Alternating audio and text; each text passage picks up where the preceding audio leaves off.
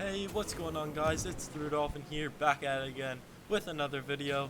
And in today's video, if you guys have not seen by the title already, I'm going to be showing you 5 things that you may have not noticed in Chapter 2, Season 3. Now, in this season, there's a lot of new small things that a couple of you may not have known about, or maybe you just haven't played long enough to try them out. But hey, whatever the reason is, I'm going to be showing you all. So guys, if any of you want to stay up to date with all the Fortnite news, leaks, and information, and other cool videos like these, make sure to hit the sub button and turn on the bell notifications. That way you'll be notified every time I make an upload. Guys, I upload at least once a week, if not more. So yeah, make sure you do that. Also, if you want to go the extra step, you could like and share this video, and if you do, that would mean the world to me. But yeah guys, so today we're going to be going over that. Guys, enough of me talking, let's hop right into this video. Alrighty guys, so the first thing you may not have noticed in Season 3, Chapter 2, is that you can actually feed the sharks that are in the water. Now, most people think that you can only kill the sharks and grab their loot, and that you can only ride the sharks with a harpoon gun or a fishing rod, but you can do much more than that. You can feed them items. Now, the only items that are 100% known to work that they will eat are mythic, epic, and legendary items. So if you guys did not know, those would be the purple and gold items. You can find them from chests to supply drops to floor loot. You can basically find them anywhere except for the mythic weapons. You have to find those at places like the agency or caddy corner. Basically anywhere that has a boss such as Meowsicles or Sky or anyone like that. So yeah, you can feed those to the shark and then also purple items. While I'm talking over this, I'm going to have some gameplay in the background of me doing this. And when you actually feed the sharks whatever color item that you give to them, they turn that color, or at least they do for the purple, mythic, and legendary items. You can still feed the shark uncommon, common, and rare items, but the shark will not turn that color once they eat the item. It's really cool to see what they look like after they eat the item, because they look really cool, because they're just glowing with that color, and it honestly just looks sick. But if you guys do want your items back from the shark, all you have to do is kill it. And once you kill it, you will get your item back and a couple other items. And hey, maybe you might get another epic item from them. Also, I made up a theory that you will be able to tame sharks in the future and use them to attack other people. Like I said, it's just a theory. But I think this may be true because when you feed the shark the item, it kind of ignores you and it does not attack you until you antagonize it, and then it goes back to attacking you. So maybe you might be able to use the sharks to your advantage and have them on your side. Like after you deal damage to a player, then a shark might go after it.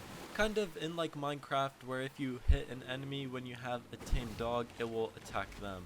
So who knows, you might be able to have your own shark soon. Alrighty guys, so another kind of small update that they did in Season 3, Chapter 2 is to the burst rifles. So I'm guessing some of you may have noticed this, and that is that burst rifles no longer do 3 shots, and instead they now do a total of 2. I'm not 100% sure on this, but I'm pretty sure the ammo is different as well, or the ammo capacity of the gun.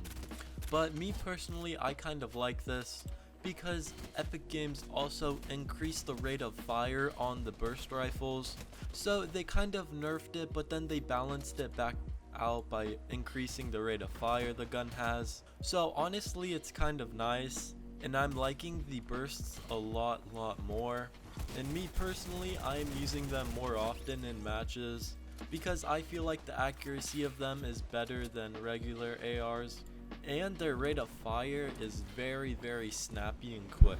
So the burst is now the perfect gun to get a quick couple of tags off before you start a fight, so that way you'll have an advantage over your enemy before you even start fighting, and they probably won't even know what hit them. So in my opinion right now, the burst assault rifles are the most accurate gun in Fortnite currently, because I feel like their spread is a lot close and tighter, because they only shoot 2 instead of 3 rounds now, but the rate of fire kind of affects it. But altogether, I think it is the most accurate gun because of the nerf to it. Let me know down in the comments how you feel about this nerf and if you're going to use the burst ARs anymore. In my opinion, the burst AR has always been a good gun, and this in a way is a big upgrade to it. Now guys, the third thing you may not have noticed is also in the categories of ARs, and this goes for every single AR: burst rifle, the AK, the SCAR, the normal rifle. Literally, this is a change for every single assault rifle in Fortnite. And basically every single assault rifle got nerfed, and what I mean by that is the headshot damage of every single one got nerfed. I honestly feel like it's because of the bloom, because when we would have really bad bloom, sometimes we would get really high damaged headshots that we truly and honestly should not have gotten, but we did because of RNG. If you guys didn't know what RNG is, it's random number generator, and it's basically like luck. So yeah, I mean, I feel like this is a pretty good nerf, because now aim assist cannot triple dink someone and kill them immediately. Before they could in like 2 seconds and the person would be dead. So thankfully they nerfed that, and I'm pretty sure that they nerfed aim assist in some way this season. So that is good if they only nerf the PC on controller, because truly and honestly that is the only thing that really needs to be nerfed, because console players are fine, they're on 60 FPS, but when you're on a 240Hz monitor with a controller, it's just super overpowered. Also guys, let me know what you think of the controller aim assist nerf down in the comments below and how you feel about it. Now another thing you may not have noticed or known how to get is the burst SMG.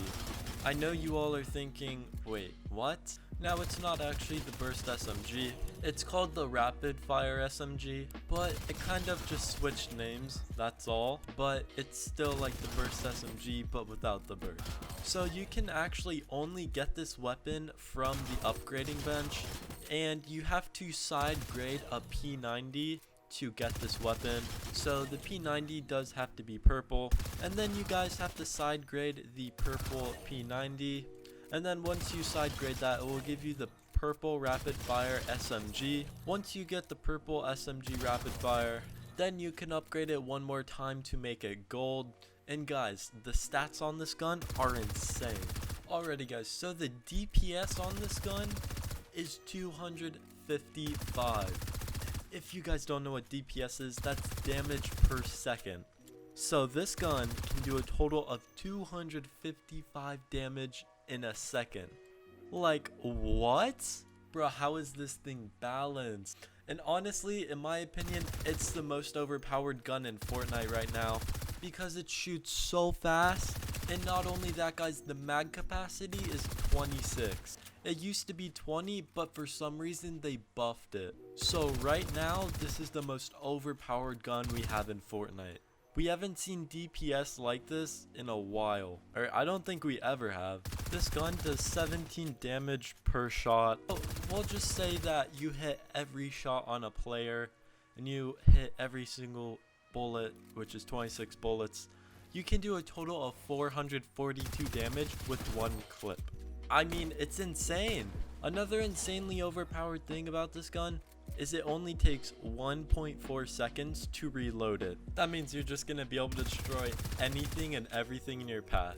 Like, nothing is gonna be able to stop an opponent from getting inside your box. Like, it's gonna happen, you just can't do anything about it.